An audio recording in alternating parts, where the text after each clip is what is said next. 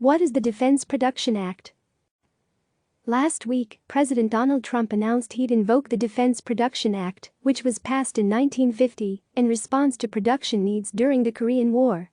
"I view it, in a sense, as a wartime precedent," he said.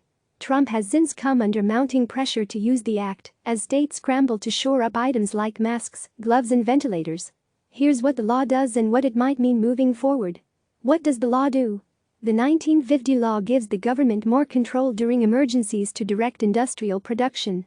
The Federal Emergency Management Agency describes the act as the primary source of presidential authorities to expedite and expand the supply of resources from the U.S. industrial base to support military, energy, space and homeland security programs. The act hands Trump a broad set of authorities to influence domestic industry in the interest of national defense, according to an updated Congressional Research Service report on the act released earlier this month. The authorities can be used across the federal government to shape the domestic industrial base so that, when called upon, it is capable of providing essential materials and goods needed for the national defense, the report says. The act is divided into three main sections. Priorities and allocations, which allow the president to require corporations to accept and prioritize contracts for services and materials deemed necessary to aid U.S. national defense. Expansion of productive capacity and supply, which gives the president the authority to create incentives for industry to produce critical materials.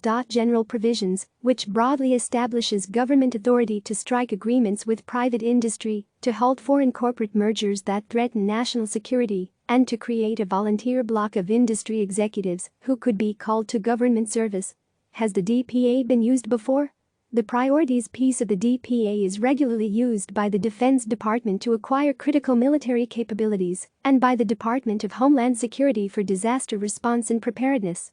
What hasn't been used since the Cold War is the allocation provision. What could Trump do with the law? The authorities the president has under DPA are vast and varied. Trump could require businesses to prioritize and accept government contracts. The president can also control the distribution of how those products get to people who need them.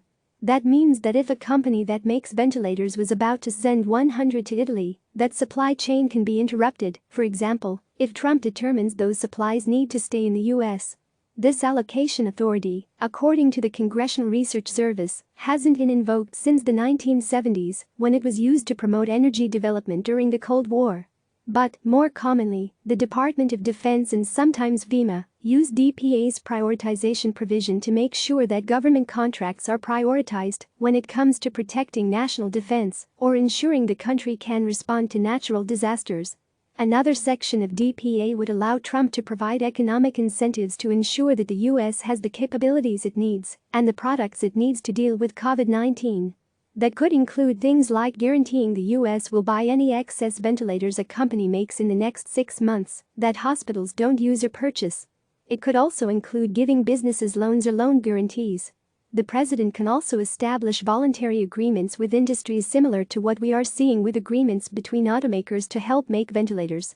The president can enter into those agreements as well. And Trump could block proposed or pending foreign corporate mergers or takeovers if they threaten national security or the production of goods we need right now. We just don't know which of these Trump would use right now. These authorities are used in the context of national security. It's but important to note that while DPA authorities do apply to public health emergencies, prior to the coronavirus outbreak, the DPA wasn't used for a public health crisis. Does Congress have oversight? Congress does have some oversight. If the president wants to invoke wage and price controls, it has to be accompanied by a joint resolution of Congress, according to the Congressional Research Service.